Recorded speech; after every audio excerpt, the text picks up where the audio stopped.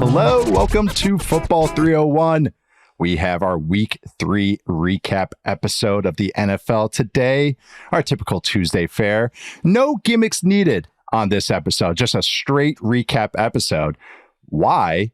Is because I got Mr. Straight Shooter himself. I don't know if I've ever called you that before. I've called anyone a straight shooter in my entire life. So maybe when you turn 35 and you start hosting a podcast, you just become extremely boomer. But anyways, to help me recap Week 3 is Mr. Forward Verts himself, Charles McDonald. How you doing today, Chuck? I'm doing good. A lot of people do call me a straight shooter, even though I don't really think of myself as one all the time. But I will I will take it.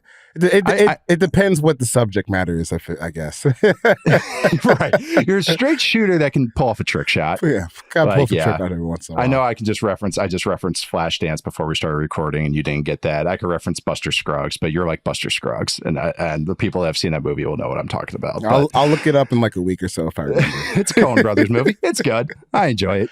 But anyways, like I said, we had a pretty eventful Week 3. 2 Monday night games that actually became interesting to talk about, good and bad ways for a lot of the teams. We had always kicking off with a Thursday fare. We saw some life that Jets offense. And then we have our typical Sunday, which had a lot of fun games. I think really every single morning slate, afternoon slate, night slate, every single thing. So we're going to check in today. We're going to first talk about the Monday night games, and then we're going to go into dissecting the 3-0 teams right now.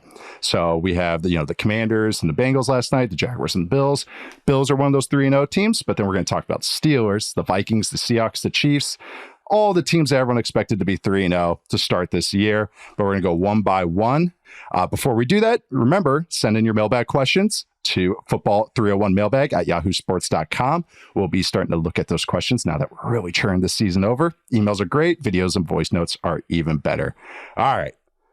3-0 teams, Monday Night Football teams. We're going to start off with Monday Night Football, the double package, which God. I tweeted this out. It's good to have 2 games when one of them's turning into a blowout. One of them's turning into an embarrassing fare. And everyone was complaining, 2 games. Like what? Like, why are we complaining about this? Split screen it, multi-view it. Yeah, it turned out to be great because the other game picked up the Bengals and the Commanders game, which is the one we were going to start with. Charles, you watched that game. You saw how it finished up. You saw all the points scored. What are your takeaways about the Commanders and the Bengals? Is the Commanders offense that good? Or is the Bengals defense that bad? Vice versa, yada, yada. What are your takeaways from that game that everyone seems to have a big takeaway coming away from that game? Well, it's funny because my brain was primed to talk Jags Bills at first. When you said you saw the end of the game, I was going to say, no, I did not. Most certainly did not see the end of that. I kind of was teetering whether to start with the schlock or start with the more fun one. Let's start with the more fun one. Let's start with the more fun one. But my consumption of that game ended up being just the score updates that they were showing in the Commanders-Bengals game, where I looked up, was like 46-10. Oh, whoa! But the Commanders game, I feel like a lot of this, and I don't want to poo on Jaden Daniels' parade because he did play well yesterday, and he did what he was asked to do, and I think you should never really. There's no reason to crap on a rookie quarterback for putting up the numbers that he did yesterday. Going for 21 for 23, really efficient, scored on the ground. I thought even his toughness between the tackles was something that wasn't really going to translate to the NFL. But last night he showed that it did. And I say all of that to say is, God damn, Bengals. You let a rookie quarterback go 21 for 23 on you. Right. That to me is the story of the game. And Commanders fans, maybe they'll take that as a negative, but I really don't think it is, because you took advantage of a defense you're supposed to take advantage of, because the Bengals defense is really, really, really bad right now. And I would just say, for an NFL defense of any caliber, you should never find yourself in a situation where you are getting absolutely cut up by an offense that is, starting a rookie quarterback, shaky offensive line. The running back situation isn't good. No one really thinks high of Cliff Kingsbury right now. And you just let them march up and down the field on you. That, to me, is we really got to change some things, whether it's a defensive coordinator change, just bringing in all new personnel. But that is a terrible sign for where the Bengals are and where they're trying to build for the future, I thought. They never took it to them. I know the Bengals defense is weak this year, and how weak is I'm going to get to in a second. But I thought you still have Lou Anarumo who can come up with some good game plans. It's week 3. It's not the middle of the season. So you still kind of have some carryover, what you watched this summer and have some ideas going into it. You got some film already. You got 2 weeks of film. Kind of felt like, okay, if you have the vet defensive coordinator with some vets on the defense, like this is the game you take it to a rookie quarterback. And they look like they're grasping at straws. Like they couldn't handle tempo. They couldn't handle a lot of the things that the Commanders kind of build their attack off of. I would say kind of the Daniels thing is like you said, it's like you want to see it. Like I don't want to ding it and say like, okay, some of the wasn't a lot of like extremely hard throws. The go balls are go balls. Like go balls against pressure. Like that's kind of your day one. Please, you have to complete those. Like yes, like but I don't think we should extrapolate too much from it. But the thing was, it's good to see a rookie quarterback get it done, and he was calm. He was poised. Really stood out to me. And this is anecdotal stuff, but I kind of am a believer in this. It was they showed him on the first third down. It was early in the game. It was the first drive. And they showed just him zoomed up. And he just looked chill, man. Like he was just, it looked like a practice thing. And I could never have been like that as a QB. So I really admire the guys that are, it's his third game as a professional quarterback against like, he probably heard about Anarumo's defense, maybe a little bit. Oh, they might be funky. And he's just calmly looking around. I was like, oh, this is probably a handoff. And he actually threw the ball. And I was, oh, wow. Okay. All right. That's just your demeanor, which I had heard anecdotally through people at the combine and stuff that had interviewed him, that he's just a cool customer. And shoot, even Terry McLaurin was saying that. I thought the throw that stood out to me, and I tweeted this, was it's something that for Jane Daniels to succeed and have a long career, he has to throw on the move more. When he's going to be a guy always he's going to look to work off his launch point. He's going to find number one. If not, he's going to try and create something. In college, he ran, and he is freaking fast, and I totally get why he runs. I've been surprised by some of his body control and be able to bounce off some tackles, some contact bounce stuff. And he had a throw to Noah Brown that went to the 1 yard line that he bails a little bit from a clean pocket, but it's the red zone. I'm more understandable with those because you have to create a little bit. And he throws right away. His eyes are downfield and he's looking to throw. That is more positive than I think the go balls. I knew he could throw go balls. So we watch his college highlights. He threw slot fade after slot fade. That throw right there is more positive than any of the other stuff I thought. So that speaks to me about how his sustainability in the long term. I wasn't overly impressed with a ton of the throws, but he's dropping in a couple more and more each week, especially the Giants at the end of the last week. He had one, I think to Noah Brown again, but it was a backside dig. It was like, again, okay, those are good. So, but again, having said that, these defenses, whoo-wee. I don't know which one side I want to start on, but like the Bengals allowed 6.2 yards per play. The Commanders allowed 7.3 yards per play. The Bengals allowed a 56% success rate. The Commanders allowed a 58% success rate, which is the second highest the Bengals have ever achieved since 2021.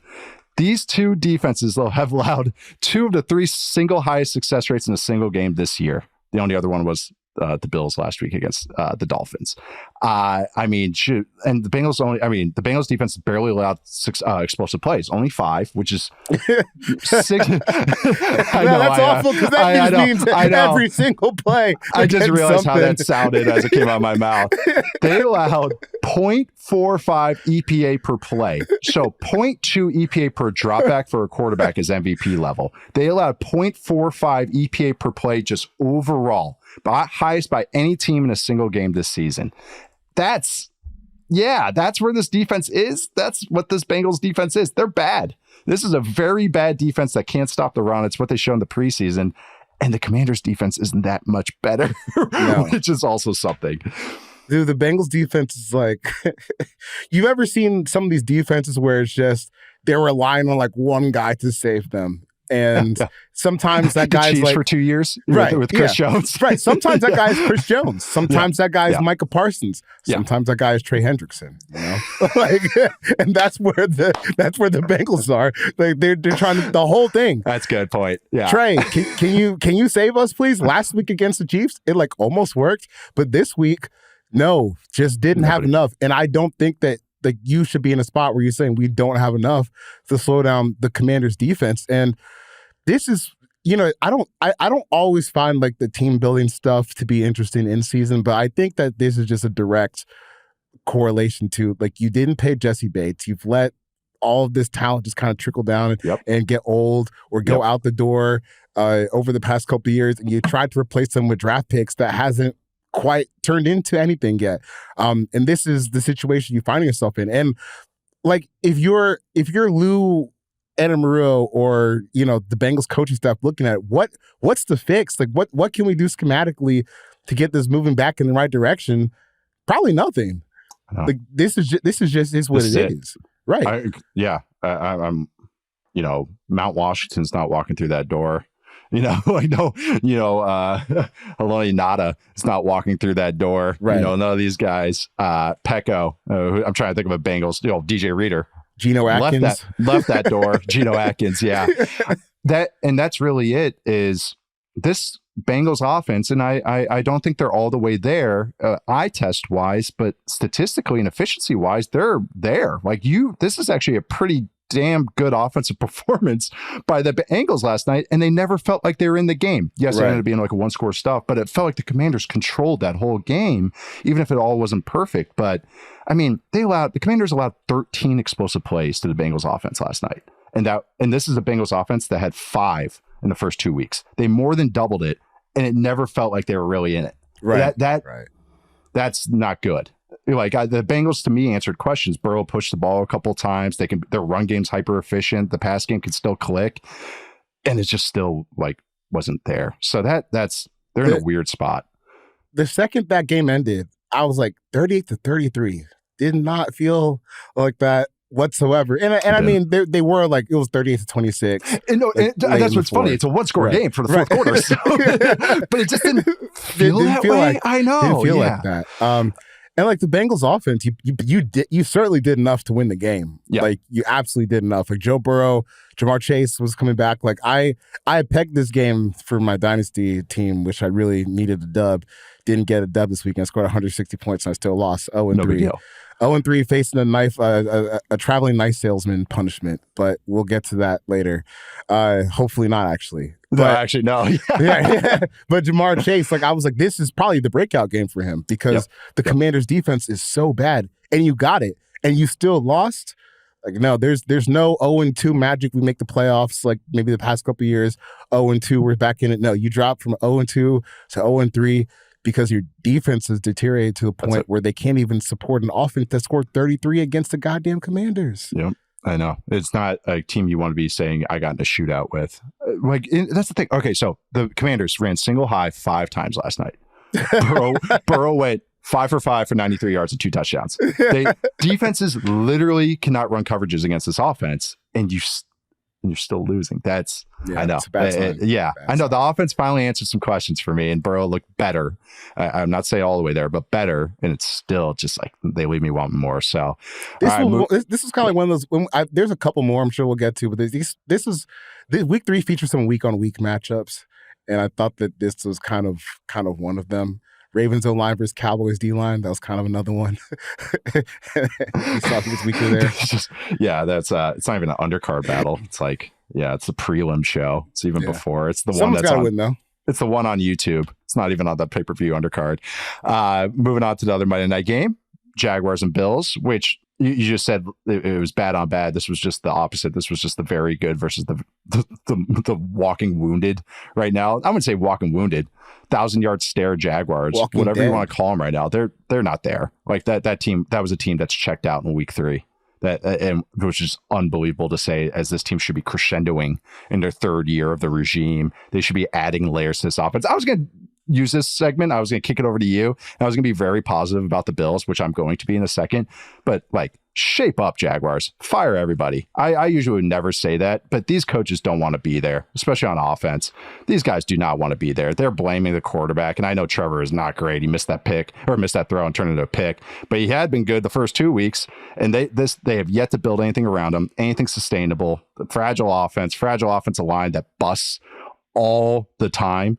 Mitch Morse is a head case, like as far as kind of like he can get a little splotchy and stuff, like as far as identifying stuff. Yeah, that's how he looks like in Jacksonville right now. Like just everything is just a domino effect of one guy messing up, everything else coming undone. This is supposed to be the strength of the team that should be building up and has invested first round picks, should be having all these auxiliary guys stepping up and like really feeling it. Like, ooh, wow, this is that annoying guy that gets the first downs on third down. They got none of that. This is such a dead team. I was mad at them this offseason. I came around for about 2 weeks, and now I'm just like even more mad that I let myself come around for 2 weeks because Brian Thomas looked good. So anyways, how did you think about this game, Charles? I'm just over the Jaguars. I'm so over talking about them. They don't care, so why should I? There's nothing to say about them. Don't get Doug Peterson's press conferences, man. That's a heck. Matt's talked about it too. That's a head coach that hates his quarterback and hates his team, and it's it's the opposite of leason. Yeah, it's just such terrible leadership. He doesn't care at all. So no. I have nothing to say about the Jaguars. But the Bills, though. That's there's a love the Bills. But like that's if you're playing against a team that is zombie walking in week 3 of a year where they have playoff, aspirations, not playoff run aspirations. Mm-hmm. That's like if you're playing a team that is in zombie land like that, and you have Josh Allen, who's probably playing the best, who's been like the best quarterback through the first 3 weeks of the season, you should absolutely steamroll that team. And they did. But, they scored a touchdown on their first 5 possessions of the game. That was over by halftime. So, no, I didn't watch the second half of that. That was not worth my time. Yeah, I'm going to review it on film probably later this week. But if you want to say like, the Jaguars can now come up with excuses about how they don't have stuff, we got, Shah Khan okayed a documentary talking about the Jaguars and saying this is the best team that the Jaguars have ever assembled. So how do you think they were feeling about their team in building? This is not just us going like, well, like what happened here? It's like, no, they were pretty full of themselves. I thought the defense would be able to carry it a little bit when you lose some guys, Tyson Campbell and stuff like that. But man, they were outmatched. It was really bad. The Bills, the Bills offense is freaking clicking. The run game's great. Shoot, Josh Allen looks like late career Drew Brees, accuracy wise, plus being able to do all the Josh Allen dragon stuff. He's so good right now. He's so good. Unbelievable. We gotta remember Joe Brady has some Sean Payton DNA, and there's some influences in this offense. I can really see it. So, but they stay ahead of the sticks all the time, either run game or the quick game stuff. Then when they get behind the sticks, they have Josh Allen. All right, stop that. Like the run game's exquisite. They use fun personnel groupings. Like they use jumbo. They use different variations of receivers and tight ends. If you notice that people still haven't been able to separate that bubbles are not drop back passes, but we'll get there. I'm going to just keep tweeting it out every single week. But if you watch the Bills, they throw a decent amount of bubbles, and why those work so well is you have to honor the run game. So eyes are inside the box.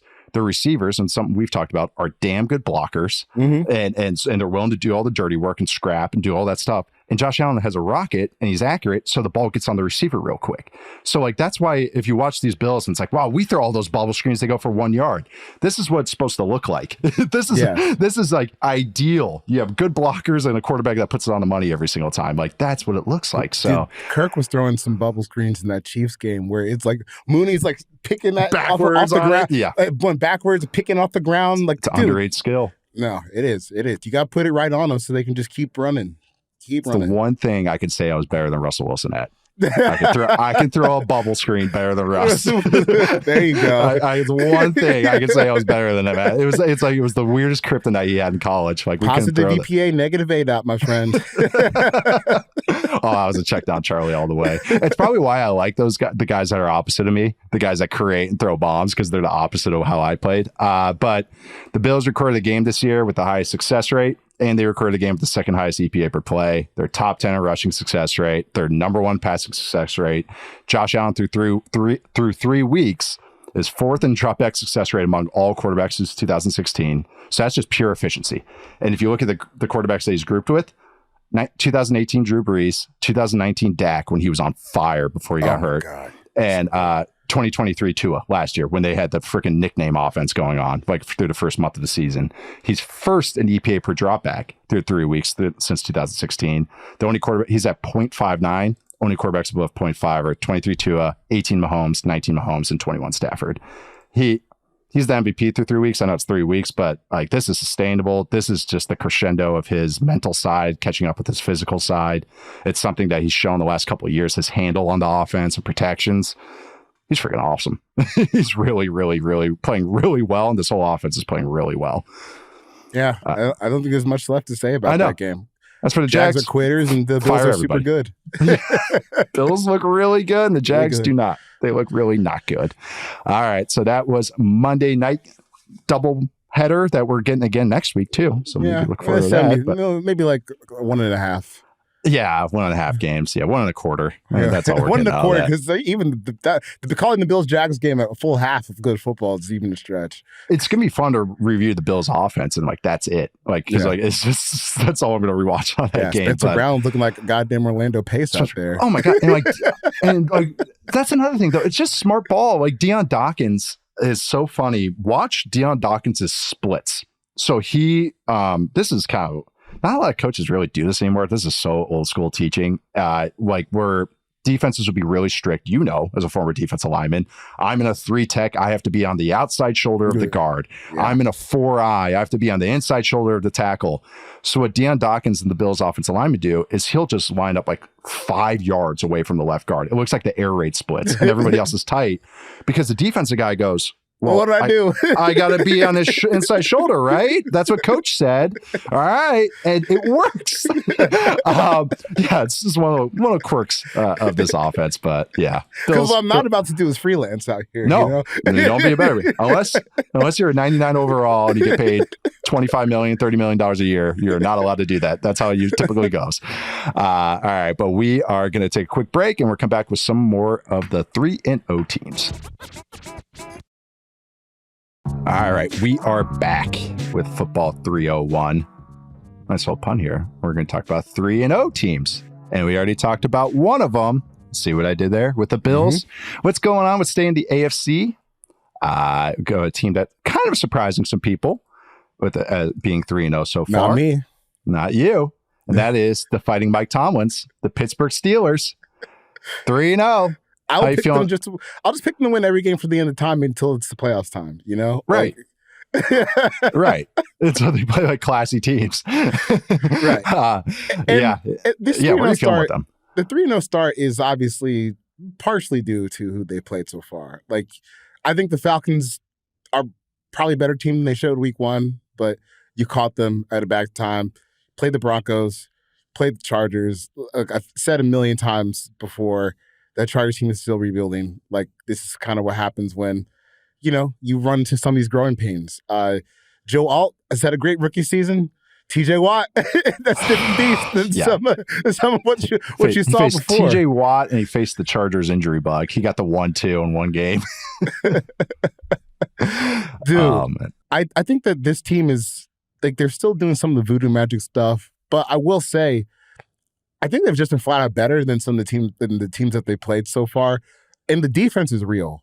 Like, the defense is absolutely real. Like, TJ Watt is off to maybe his best start that he's had. He's still doing some like the snap jumping stuff, but whatever. Like, you're this far into your career, you're still this good at it. That's fine. And like that gives them a chance to like legitimately close games, which is important because just about every game they play is going to be close because the offense is still a work in progress. Although I thought Justin Fields had his best game of the season on Sunday. Still a lot of room to improve there. It seems clear that they just want to ride that out for the rest of the season. When I look at this 3-0, when I look at the Steelers like 3-0, it's like, this is not the same as like what the Bills have done to get to 3-0, where they're just absolutely decimating teams. But you have proof of concept that the defense is real. You have Justin Fields is at least taking over in a way where they have some source of big plays, and he was a little bit more consistent. You know, in some of the more on-time standard scheme stuff, passing the ball on Sunday. You know, they're just limited, but they could still finish 10-7 and lose like 35-13 in the wild card round again. At Kansas City. At Kansas City or at Buffalo, yeah. You know? Yeah. I'm enjoying watching the Steelers right now, even if even the offense is not sexy. There's a lot of mistakes. George Pickens, I'm on to you. I'm on to you. There's a lot of weird routes with George Pickens involved, and I'm starting to kind of figure that out. That might be a Pickens thing. But there's going to be frustrating moments with Fields. Like he is going to be always limited as a passer, and I've grown to accept it as someone that's like Fields a lot as a prospect. Is that long release, that baseball release, is going to limit the menu. It's going to limit what you can and cannot get done with him. They're figuring that out. I can tell they're figuring that out and going, okay, out routes, good. Inside routes, quick time. All right, we'll get okay, we got away with that one. All right. Just twice a game. We'll just call it on 3rd and long, not short, 1st and 10. We'll just run the ball again. He stares stuff down a little too long. But the thing is, the fourth quarter, he had 2 throws, or the second half, he had 2 throws back on the same drive. He had 3 plays, I should say. He had a throw to Pickens, I believe it was, on a bender. That was great. And it was 1, 2, 3, his back foot finishes his drop, and he lets that ball go with confidence. Tough throw, wrapping around a second level defender. Great. Next pass, I think it's like a quick game spacing concept, which you have to kind of go 1, 2, 3, 4, 5 on that. And you can tell his heart wants to tell him scramble. Because he starts kind of looking, and then you see his brain and his brain and training kicks in, and he like freezes, like he gets in kind of like a squat stance, because you can see everything freezing on him, going like, I should check this down. And then he like throws like a little thing to Najee Harris. It goes for like 3 yards. That's improvement for Justin Fields, because even in week 1 against the Falcons, they were burning clock. His whole sideline is yelling at him to go down, and he's trying to make a play. But you can tell they're trying to get through to him. You don't have to be the hero. For once in your life, you don't have to be the best player on the field. You can just be a caretaker that does some stuff every once in a while.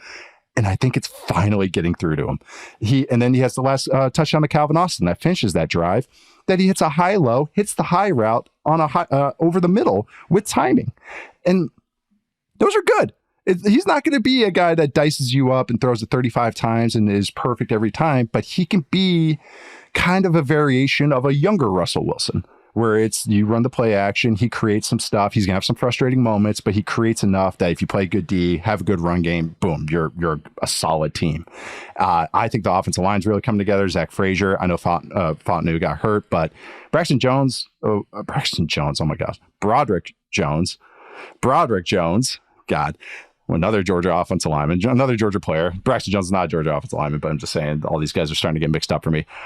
Much better run blocker than pass blocker, which is helping a lot. He's still coming along. He looked okay, but they're figuring out what they want to run. They ran 11 snaps of jumbo personnel last week. They had 16 snaps of pony personnel, which is 2. That's why you saw so much Cordell Patterson. Yeah. And if anyone's wondering why there's so much Cordell Patterson, 16 snaps where they went 2 running backs. Technically, Cordell's running back now. And so they have 2 of those guys on the field, Najee and Cordell, or Jalen Waddle and Cordell. And on those 16 plays, 133 yards, 8 yards per pop, 44% success rate.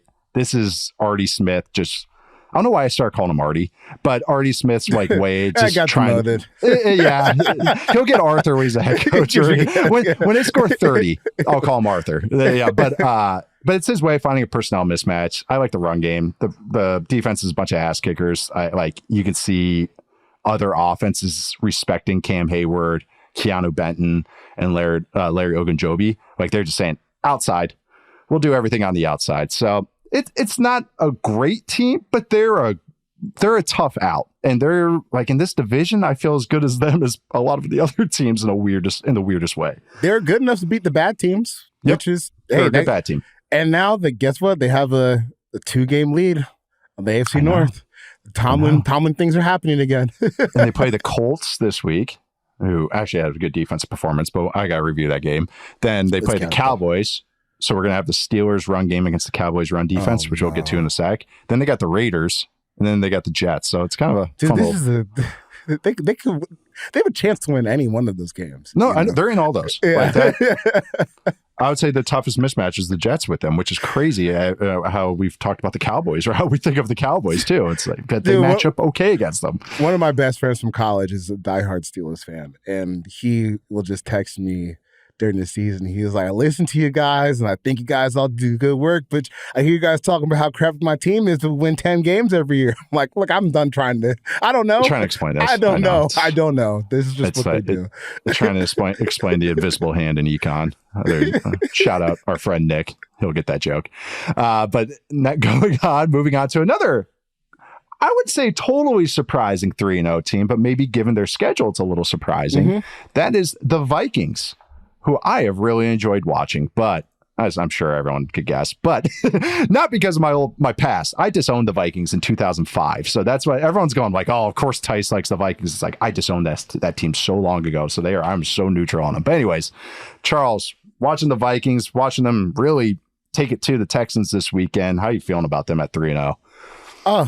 If you're a Vikings fan, this is like best case scenario, all things through and through, because you get to sell yourself on the now and the future. Like you saw just enough of JJ McCarthy in the preseason to say, oh, Mike got something there. You're seeing things from Sam Darnold now. They're saying, hey, maybe we can make the playoffs. But the thing that's the driving force to me is, dude, this defense is playing out of its damn mind right now. Because back-to-back weeks, like what you said, who you're beating is important. You shut down, for the most part, the 49ers offense, and then absolutely just blank the Texans, 34-7. And that is, like, that's a lot different than what the Steelers are doing, where they're playing, Justin Herbert and the broken Chargers offense, and, you get Bo Nix the week before. These are two of what's supposed to be the best offenses in the league, and you have absolutely throttled them to the point where Brock Purdy is like looking at Brian Flores and saying, wow, that was amazing. I've never really seen something like that before. So that would be the part that really gets me excited. The fact that you can, getting these games at home is whatever. I don't think that's as big as a deal. I've seen some people say that they're getting these guys at home, so maybe that's a leg up. It all evens out, man. I was like, this is the NFL. This isn't going to like, oh, we're playing in the swamp or we're playing at Death Valley. I can't hear my coach on the sideline. These are freaking professionals, man. Right. It does help, but it's not how it used to be. It's not 34-7 help, No. That's that to me is exciting. Like the defense performance. Because honestly, like the Vikings defense, I don't know if I'm just like off on this. This is a unit where I look at the pieces. I'm like, this is not like blowing me away, but the performance is blowing me away on the field. I mean, anytime you can hold that Texans offense and what they've accomplished so far this year to 7 points, that to me is like championship level defense. And that's a scary thing to feel if you're a Vikings fans. Expectations, because it doesn't always go well. Do I know those well? No. That is not. They are not comfortable with that, because that means a field goal is going on either side of the upright. Something that really stuck out with me in that 49ers game, and I mentioned this was on our previous show, was a lot of those third downs when Flores is cooking and throwing his stuff at you, is a lot of these defenders are returning guys. It's not their first year in the system. Even their quote unquote new faces is like Van Ginkel, who has played in this defense before in his previous stop. So that really helps, where now they can add these complexities and these layers, or really it's perceived complexities. Like it just looks complex, but like when you really break it down, it's like they're running three things, but they get to it in so many different ways. And as a quarterback, I'm saying this now as I can review it and rewind it 15 times. As a quarterback, it would suck. If as offensive line, it would stink. This is not what you want to go against. But the defense, it's going to always be an equalizer. You can run on it, don't get me wrong, but you have to stay in a good game script. You can't go down 2 scores. You can't have Joe Mixon out. You can't be giving touches to Cam Akers, who's slow and blind at this point in time. Like that those are wasted reps against this type of defense. You always have to stay ahead of the sticks. I thought the Texans could maybe do that passing game wise, but they still had the Vikings had good answers there. Even one of my favorite throws CJ Stroud had, because he had some doozies, it's just that all of them got called back, is he hits one on third down. He's on this look. The Vikings they call it 4 weak in protection terms. It's 4 away from the slide. It's to the running back side. If you're in a 3-by-1 formation, 3 receivers one side, 1 receiver the other side, it's a protection breaker. Of course, Flores has it. So this was a great, I know what you know, what I know, what you know, what I know moment. So Stroud signals to Tank Dell, hey, if these two come, run this route. He gives like the little signal for the glance route or whatever they have. Harrison Smith is down about the blitz, and he kind of does a little signal to his guys. The Vikings look like they're bringing the 4-week pressure. One of the guys drops to where that route is going to be. The glance is like an extended slant route, drops right into it, and the corner plays inside to jump it.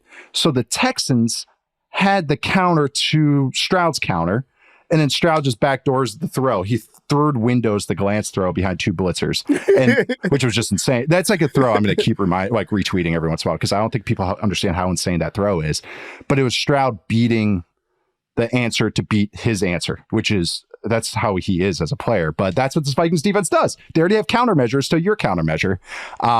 Switching over to the Vikings offense, even without Sam Darnold and some of his high throws, is this run game is so freaking good. And it's a really good game, a really sound plan.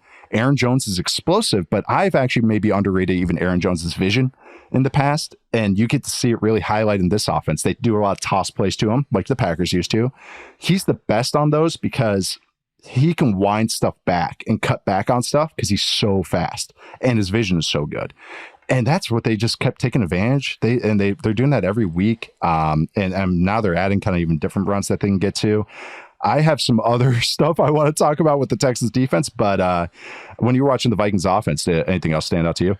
It's mostly just Aaron Jones because to me, it's like a continuation of the theme where maybe we were a little off on like when you should just dead a running back and cut him loose forever, because we've got guys who are still playing well in like their late 20s and early 30s. Even Derrick Henry had a pretty good game this weekend. No Christian McCaffrey news hurts this rant a little bit, but Bijan's playing well.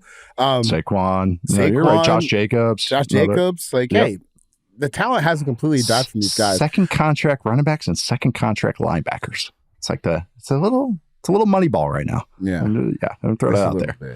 And, like Sam, and I think that ultimately this is the kind of game that Vikings would prefer to play, all things considered. Sam doesn't have to do all that much. You still get 4 passing touchdowns, but 6 yards an attempt. So, you're not really risking all that much. You can run the ball. And then on the other side, like you're just killing them on defense. You're making life hard for some of the best quarterbacks that we've seen this season. So I'm really finding myself trying not to get too hard or too I was curious which hard you're going to refer to here. So, who are you talking not to about? get ahead of myself is what I meant to say. Gotcha. But, maybe the former goes too, because this defense is exciting. It's really exciting. I was wondering what that thud was. Dude,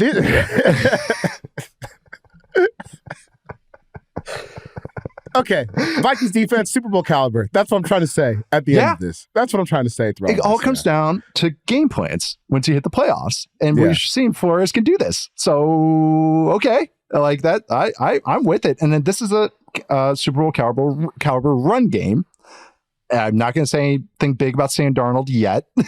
I still want to see some more stuff. But do it again, Sam. That's just all keep doing it. Just do it again. Because he's not getting punished too badly for his stuff. A lot of bounces are going his way right now. He still is playing what he has to do though. Like the touchdown to Jefferson in the red zone, like he's extending the play, but then he's executing the great designs by O'Connell. O'Connell's red zone stuff is some of the best in the league. Like, and it's nothing revolutionary, but he just knows the right. He knows the right plays to call at the right time. Like, I know that's like, oh wow, great analysis, Nate, but he does. The touchdown to Aaron Jones in the red zone, there's this great design where it's just a mesh concept, which is 2 crossers. But what they do is they break the huddle really quick. Justin Jefferson's in the backfield, which defenses are going to go freak out about that. Aaron Jones is one of the receivers lined outside. The Texans actually do an okay job of sorting it out. Like 10 of the guys get aligned correctly. But when you go quick, all it takes is one guy to mess up. And that's what happens there. Henry To'oTo'o, you have a spotlight on you every single play. And that's what the Vikings did every play. The magnifying glass. I mean, dude, they attack so much over the middle. I had a stat on this. Okay. The Texans have allowed 0.42 EPA per dropback on throws between the numbers. 4th worst in the NFL. They've allowed 10 yards per pass attempt on throws over the middle on 43 attempts, 430 yards on 43 pass attempts on throws over the middle. And that's a lot because of their linebacker stuff. That's why they won't get into base defense. They stay in nickel. The Vikings had 19 snaps of 12 personnel trying to get them into base. Texans went, nope, we're matching a nickel. Vikings said, okay, we'll average 6 yards per play, 50% success rate, done. They matched one snap with base, one snap, and it's hilarious which snap it was. So the Vikings try out 21 personnel, which is CJ Ham, fullback, running back. The Texans match with base. This is late in the game. They allow a 39-yard run to Aaron Jones. So it's like, and then they never did it again. Yeah, we don't want our linebackers on the field. And just again, I know we're hyping up the Vikings, and I think they're going to be able to keep winning against most of these teams. But I do have worries about the Texans' spine and what teams can run on them. But the thing was, if you look at their schedule, it's a little scary. They have the Jags. Probably won't do much there. That's a get-right game. But then they have the Bills, who pound it, the Patriots, who pound it, the Packers, who pound it, the Colts, who pound it, the Jets, who pound it. All out pro personnel looks. So just kind of keeping an eye on that, because that could be a pretty an Achilles heel for this Texans team that is pretty fun so far. It is fun. But, I think one thing, if you're a Texans fan trying to pull any positives out of that, you're like, okay, well, they decided we're going to go 12 personnel and nickel and run it down their throats. Still got 4 sacks, all things considered. Still got some pressure on the passer. Like, they can really, really get after the passer. Where even in like a run-heavy script, like, you are still getting after Sam Darnold. Like, that is at least a great point. Feel good, because I find it hard to believe that even if like these teams were to match up again tomorrow, like, you're not going to hold CJ Stroud to 7 points again. No. That's tough. But hey, happens to every quarterback, even the best in the league. Yes, and it happens to Laramie Tunsil false starting 3 times in a row. Like that. It happens sometimes. That's a great point about getting after the passer, though. Watch the Bears game. Like, they on third down, and that's always the equalizer. Can you get after the passer? Preferably stop the run, but getting after the passer is good. You need a good offense. You need a good game script for it. That's what happens. Like, you watch a game like that, and you understand like why all your old football coaches would be like, no, you can go rush a passer after you stop the run, because it doesn't really matter. We're down by 30 You can throw points. a haymaker after you throw a jab. You can throw an uppercut after you throw a jab. You still have to throw the jab.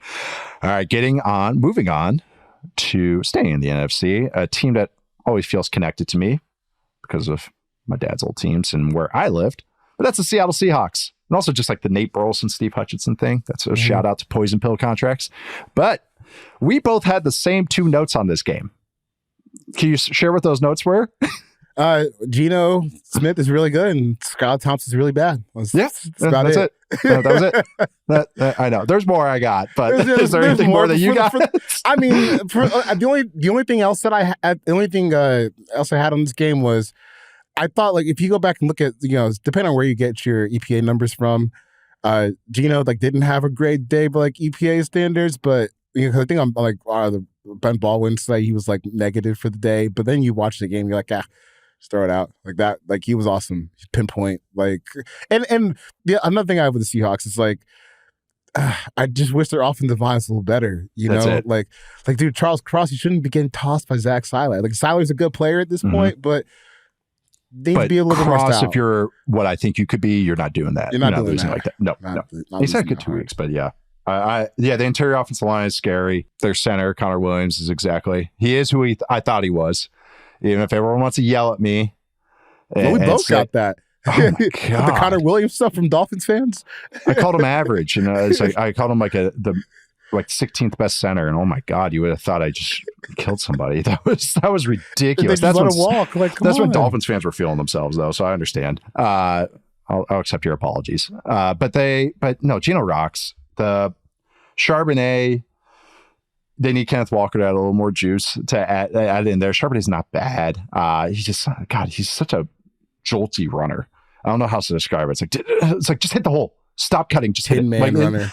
Yeah, it's weird. I don't know. I don't know what run scheme, because in college I liked him with Polars from UCLA, and I don't know. And I just still can't figure out what he's good at. I like him still, but I don't know. I wanted to talk about Ryan Grubb, their offensive coordinator. Looks like our preseason kind of expectations of him being interesting are 100% true. Again, he doesn't run anything revolutionary.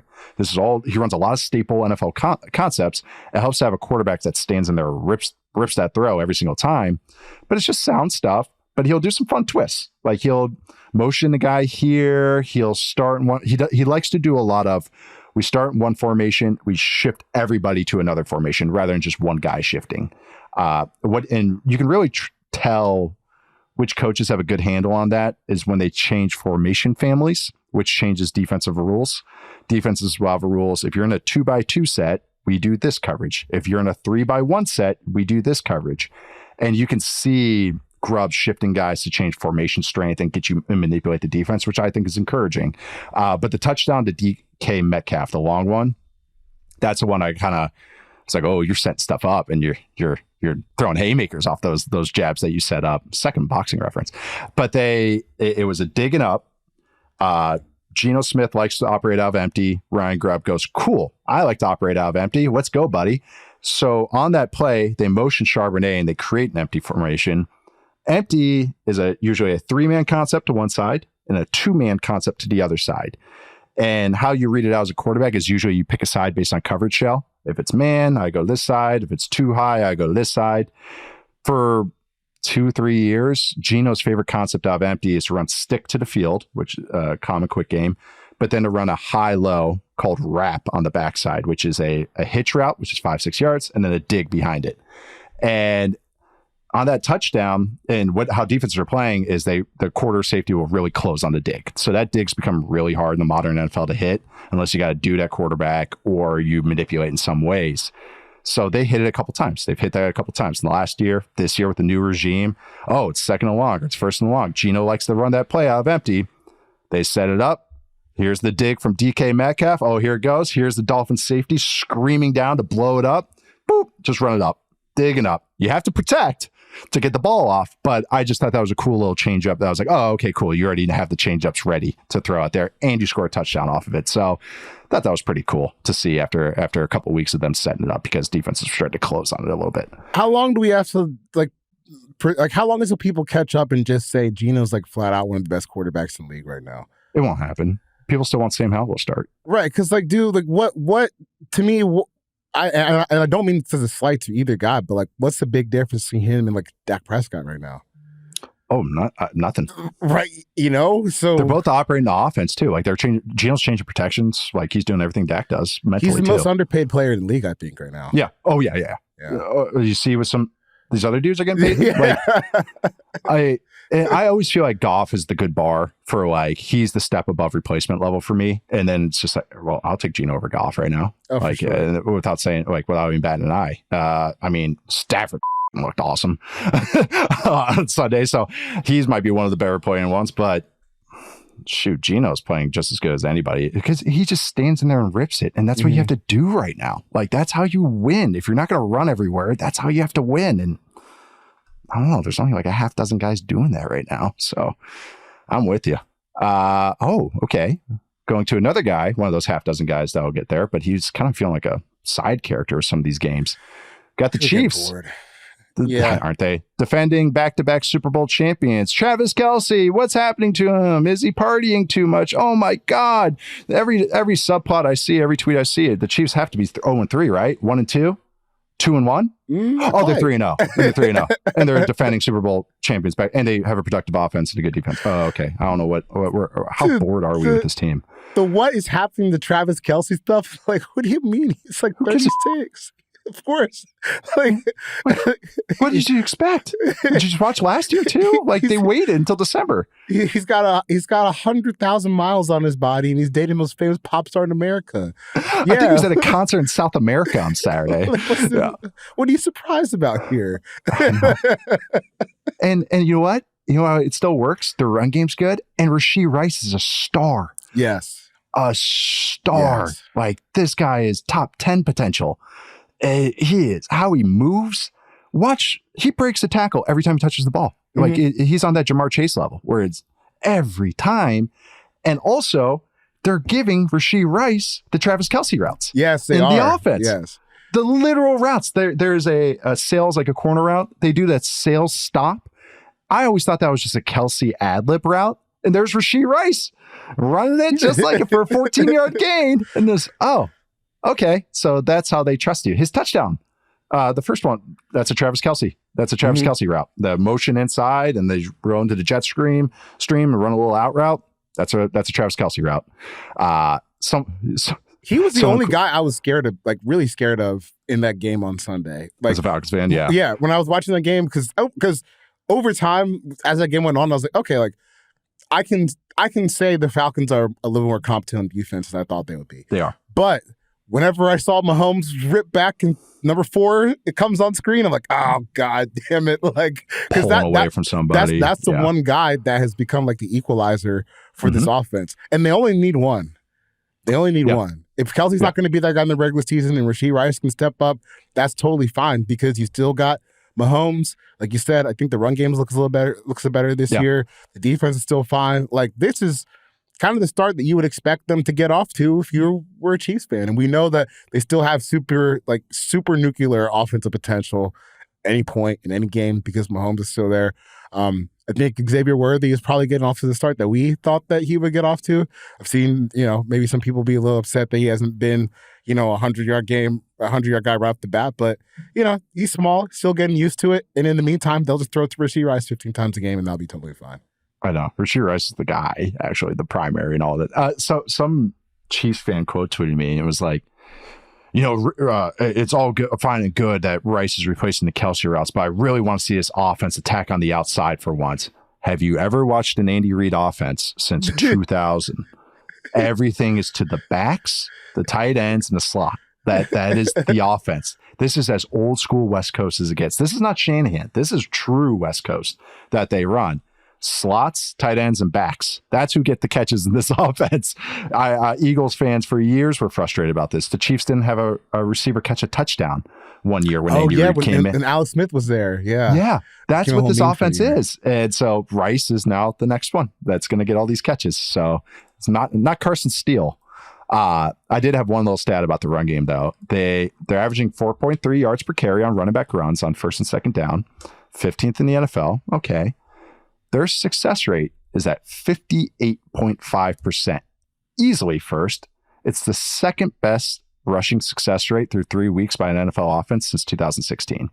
So yeah, it's been pretty efficient. It's 4 yards, 5 yards when they need it. The league average is 40%, just for perspective. Can I say something about Carson Steele just for 2 seconds? Yeah. I am so tired of every time I see him referenced on the internet, he's called a fullback. Like, words have to mean things. He's a tailback. He's just flat out a running back. Yeah. Just watch the game. I know. He got 17 carries. Fullbacks don't get 17 carries. Nope.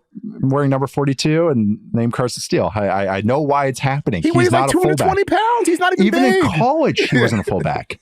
He was a running back. He was the guy in the MAC at Ball State, and then he was part of Chip Kelly likes to run two backs and do all the stuff out of there, and he was a running back. Like a tailback. It's so lazy. Holy crap, guys. Stop calling him a fullback. And he's explosive. He actually has a couple good runs too. But no, that run game is good though. The Trey Smith is back up there. The interior is pretty good. Jawan Taylor's been good in the run game, which is a pleasant surprise. And then they have an NPC at left tackle, either Wanya Morris, who was better than Kingsley Suamataia. So yeah, with the Chiefs, man. All right. So that is the 3-0 teams. Fun little batch of group there. Group of batch. Fun little batch of teams. I'm Ron Burgundy. I am Ron Burgundy. But we are going to take one last break, and then we're going to come back and wrap up a couple more week 3 subplots. All right, we are back to wrap this up. What are we feeling about the Cowboys? Cowboys and Ravens had a we need to show up bowl. One team showed up, I thought, more than the other. And that was the Ravens. But how are we feeling about the Cowboys? Because I'm feeling my mouth's a little dry with them right now. They have an unfixable problem, I think, in the middle of their defense. This is like, dude, you should, no offense to our Ravens fans, friends that have grown to hate the show, but I'm sorry, you shouldn't be getting steamrolled by this offensive line. You got Andrew Voorhees out here looking like prime, like Evan Mathis back when he was just killing guys for the Eagles. Like, that was crazy. Mozzie Smith looks like a total dud as a pick. And we talked about this either last week or the week before, but a team feels like they're in trouble when they're out here signing like Linval Joseph, making trades for Jordan Phillips in a division rival, like in division, make a trade for Jordan Phillips. So I don't really know if that's something that they can stop. But what we learned about the Cowboys is like their defense structurally, personnel wise, it's the same problem as last year. You can only play with the lead. And if you're going to get into if you're going to get against a team like Baltimore, where you let Baltimore get up 2 scores on you, or in this case, like 3 or 4 scores on you, you have no shot because you're just neutralized entirely on what you want to do. You know, I know it's probably been said ad nauseum this time, like this much throughout the week, but the Ravens ran 45 times to 15 throws. That is the worst case scenario for a defense built like the Cowboys. Well, 75% run rate. Yeah, take that, nerds. How many are bubbles? There might be even more. Well, yeah. But dude, and then Lamar still throws for like 12 yards an attempt on the back end of it. Like that is the ideal way for the Ravens to play offense. Yeah. It is. That's how they should be built. But as much as we want to see more of the throwing, it's like it always should be Derrick and Lamar's legs, Derrick Henry's legs and Lamar's legs, like first and foremost. That's the thunder and lightning. Yeah, the Cowboys, like if you're watching these games, I don't feel like I'm adding much. It's a pretty obvious problem that's going on. I'm sure the Saints game is all you needed to see anyways. The run defense sucks, just straight up. And they have no linebackers that can fit the run. So teams are just trotting out heavier personnels and going, fit the run. Oh, you can't. All right. Well, there's Derrick Henry getting 7 yards. Like, you have to be so gap sound in the NFL. We just made the joke about only the best players can kind of go rogue on it. Micah can go rogue, and they used to work out a little bit better before because they could just tee off and do some things. Now, if anyone goes rogue or if a linebacker just goes underneath a block, boom, 8 yards, boom, 9 yards, boom, 5 yards. It's not even, they can't create the explosives on the defense to offset that. That's what the Cowboys defense did in the past. Oh, we'll let you give a 12-yard run, a 15-yard run. We're going to get a sack and a pick or a forced fumble or a strip sack, and that'll offset all of that. It's a boom bust defense. But I mean, their own, and the other thing too was the weakness of this team, which we thought in the preseason that has been only solidified now. Running backs are nothing. They're a non-factor. Their own run game is bad because, again, they have terrible bad running backs and a reconfigured offensive line that might get there long term. But now, when you're trying to compete, that's tough sledding. Pass game wise, Dak's been a little off. The Jake Ferguson's banged up or was banged up too, and that you can actually feel that more in the pass game than you would think because it's CD and what else you got. You know, Brandon Cooks isn't going to win contested catches. He's a run guy, you know, or a run and space kind of guy.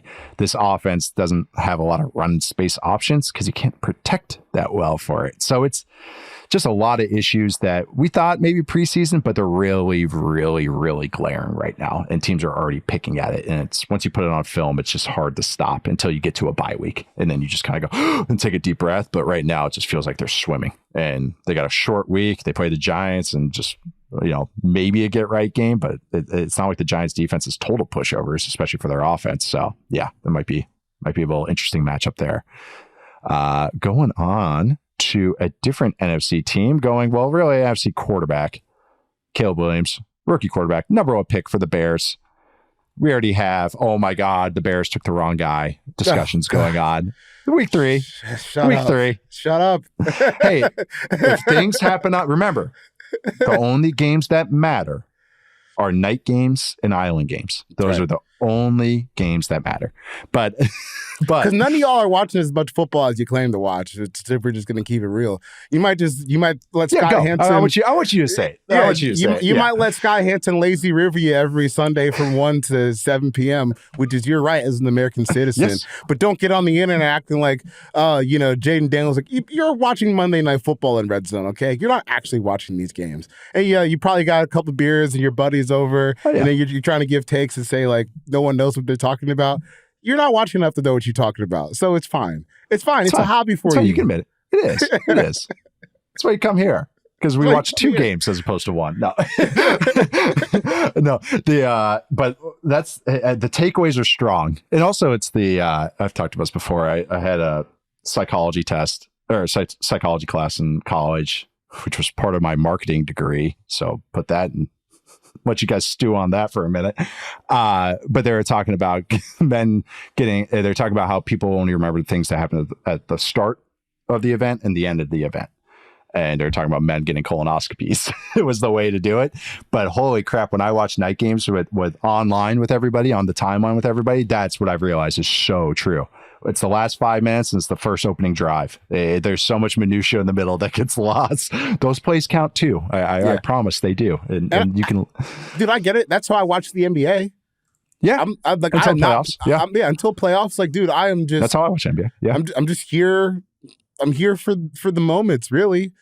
But I'm not paying attention to every single dribble and execution and fast break and how we're trapping down on this motion and action. No, I'm here to see LeBron dunk the ball, and that's how most of you guys. But I'm not going around telling people that I know more about basketball than them. No, and that's the difference between me and these other cretins. So get this back to Caleb Williams. Get back to Caleb Williams. He was good yesterday, and people will not say that because they'll look at 2 picks. And whatever, how many yards per attempt. When you go back, you watch the game. He's the only reason they had a chance to even get back into at the end. This offense is so sloppy there, and I know this is how these arguments can sound because I see stuff get thrown back at me on social media where everyone's like, "Well, here you go defending that quarterback again." Well, both things can be true. Quarterbacks can transcend their environment, and good ones do that. But also, every single quarterback is susceptible to what their environment and every variable that happens around them, they are going to be affected by that. You think Josh Allen's having the best start of his career because the Bills' run game sucks, or do we not think that's correlated? Yeah, it's correlated. Oh, Chiefs' offense, even if the pass game isn't great, feels a lot better. Oh yeah, because the run game's better. Yeah, that's how it kind of works. Watching this offense, run game stinks, which is supposed to be the strength of this offense. Interior offensive line still struggles to pass stuff off. That matters because you're getting a ton of 3rd and longs. They're not creating any explosive plays. Some that could be, you say it's on the quarterback, but the run game has to help too. And so where's that coming in? I think Caleb, though, mentally does not appear overwhelmed at all. If anything, he appears extremely advanced. And that's why I'm encouraged with Caleb Williams. Yeah, he'll, like most young guys, will turn down a couple throws. I just watched Kyler Murray turn down a wide open Marvin Harrison, but guys do that, happens. But he can create and get out of that, and he gets to the right read like almost every time. Like there's not many times mentally I'm like watching him going like, why'd your eyes go there? Or man, you missed that protection. Or he's in his 3rd game. I think he already has an advanced grasp of protections, which is like, I know that sounds like just such football guy, like, oh, I know more. That is such a good sign. That is so good. Even if everything else is chaotic, the fact that he's doing it and succeeding is so good. And he's accurate. Some of his best throws are getting waved off because of penalties or stuff that's happening. I'm not concerned whatsoever. I think all the signs are there that this guy's got it. Like, way got it mentally and physically.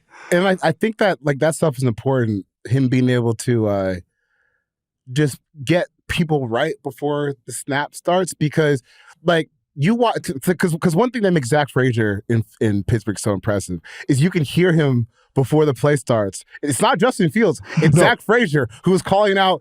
He's squatting on the ball. Right. Old school center, Yes. Because he's not on field snap it. He was like, no. Let me get this set up. We're going to keep this moving. But with Caleb, like the more that he can do, and I think it's important for a team like the Bears and where their offense is, the less that they have to think about up front. And the less that those guys have to think about is going to let them play faster. And they desperately need to play faster up front. So the fact that he's able to take that load now, I think it matters. It matters a big deal. And look, I know it's not always the cleanest, but like, dude, we're 3 games into this. And I want people just to calm down. You don't have to live throw by throw, clutching your pearls, like having a heart attack over every bad play that happens for a rookie quarterback. Breathe. Let's keep it moving. Especially in a night game. That's the other thing, too. I know that happening in the day, but even the night games. The other side, the other quarterback on that team, Anthony Richardson, I will say, stop missing. Stop missing. It's when he has to hitch and throw outside. I've kind of already narrowed it down. A lot of quarterbacks, a lot taller guys, when they throw left and they hitch into it, their feet get all out of whack. And so if you watch him, he'll hitch and his left foot gets extended, his shoulder rises. And what's annoying to me is he hasn't fixed it. And it happens on the easiest throws. It's not the hard ones that he misses those on. And so that's why I'm just still kind of going, all right, he needs more reps. He needs more time. There's still positives with his game. That dude can get 5 first downs with 1 throw. I still think he reads the game well. Me too. But that he really sees the game well. That's what's so configuration with him. I describe like Anthony Richardson to me right now is like when you draft a new quarterback in your Madden franchise and he's got all the physical traits and like you as the user are controlling him, right? And you're sitting back in the pocket and you're reading, like you read it out right, and then the ball just sails out of bounds because just not quite there yet. That's where Anthony Richardson is to me because even like I don't remember who he was throwing it to. All I remember is this dude was wide open and he reads the play out right, and then the ball sails like 20 yards out of bounds. Yeah. I'm like, dude, Josh Downs on a fly route. Yeah, Josh Downs on the flag. I'm like, come on. It wasn't even a close miss. It wasn't even close. I thought he threw it away at first. Me too. I was like, why are you throwing it away? Because that thing was way over the head. You seen Varsity Blues? It was when he clocked. Yeah. He hits the guy on the horse with the ball. Yeah. That's what that throw was. Man, it was. I know. I'm still a TBD on him. I think that's how the season's going to go with him. I think the run game for the Colts is freaking awesome. But I think they're a second half team as far as offense. But I wish their bye was earlier. But I think they have a later bye. I think it's like a week 12 bye, give or take. So it's one of those where I'm going to be watching more in the second half. I'm still not all the way out on them because I do think there's some really good signs happening there. It's just an offense that I could tell it's young, especially the skill guys. They're young. And yeah, they'll just have to work on it. All right, last one. This will wrap it up. Kind of a disappointing thing, and maybe one that we thought might be a little disappointing this year, but I think it's just even more glaring, and that is the 49ers defense. The Rams took it to this 49ers defense. The Rams with some no receivers, they're trotting out. You have Sean McVay, Mr. 11 personnel going 12 personnel. They haven't run a single snap of 2 tight ends this whole year. They ran 24 snaps of it on Sunday because that's what they need. They had bodies and they took it to them. They really did. They're pounding the rocks. Stafford was on freaking fire. What do you feel about this 49ers defense, though? Because it's definitely a problem. That was not an encouraging game. Because if there's any team that can get got from we just have more talent than you perspective, it's the Rams offense. I mean, they've been decimated because it's not just the receiver injuries, it's the offensive line stuff too. So you would think with the amount of resources they've at least, put into that defensive line on paper that you should be able to kind of that should be a game where you should take that over every single time. And the fact that you didn't, and you kind of, especially in the second half, you let them just kind of get back in that game. Kyron Williams, it wasn't like a big rush every time, but it was just enough to kind of keep them in a good space offensively where they have access to whatever they want to run. And then when you're in a spot towards the end of the game, this is what you pay guys like Nick Bosa and Javon Hargrave for, and all those guys to close the game out. Yeah. End it. You're up by multiple scores. Yep. That's why you're here. This game needs to end now. And the fact that they couldn't do it, it right now, it just feels like Fred Warner is just running around with the bucket of water, trying to put out fires wherever he can. And ultimately, that's just not enough for the NFL. Fred may be having the best start to a season that he's had, honestly. Mm-hmm. And the fact they look worse. And they look worse because he has to do so much right now that it's too much even for him. But hey, some of these guys just have to step up at some point. It's maybe making me appreciate Dre Greenlaw even more. I like him, but I'm like, man, he might be even better than I gave you credit for because their linebacker play outside of Fred is awful. And that's what teams are attacking. They're just attacking your linebackers and really some of the safety play too. So I think they're going to look to go more nickel and dime. Even in this game where the Rams started going, okay, we're going to go 12 personnel. The Niners at first started going, okay, we'll go base. Shred. Okay, we're going nickel. Never mind. We're not keeping 3 linebackers on the field. Lenore getting the slot there. So I think they might go more DBs that get Malik Mustafa, who actually they really like. They might go more dime. They've already hinted at that a little bit, but they need it because right now the D-line's not ass-kicky enough. They're more to get after the passer, and they don't have the linebackers to kind of shore that up. Kind of the secret sauce before was their guys would shoot all the gaps and create so much penetration. That could be boom-busty, but then you have Fred Warner and Drake Greenlaw, and then before they had also Azeez Al-Shaair, who hasn't been there in a couple of years, but they had these linebackers that could just clean it up because they're so fast and smart. So it's more of a whole. I knew there was going to be a drop-off, but man, this is they're really getting that attacked right now. And also Matthew Stafford's really good too. So that helps too for an offense. But closing it out today, that was fun. Charles will be back on Thursday as we preview week 4. Zoom in. Zoom in. Almost through September. This is great. That's crazy. Quarter seasons. We're almost. That's nuts. I know. That's why I need to get back to I wouldn't mind 8 games because then I could just I don't know, like just the weeks or 18 games. Just break it off a little bit. I like even numbers a little bit better. But closing out, we'll preview week 4 in a couple days.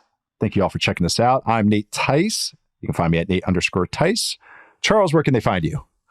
You can find me on Twitter at 4verts. We're writing. You and me, we're all over the place in terms of just anywhere you can find us. Just find our Twitter feed, and we will be talking ball somewhere. It's usually on this podcast, might be somewhere else. It might be writing on the site, but we are inundated with this stuff. So check out for us.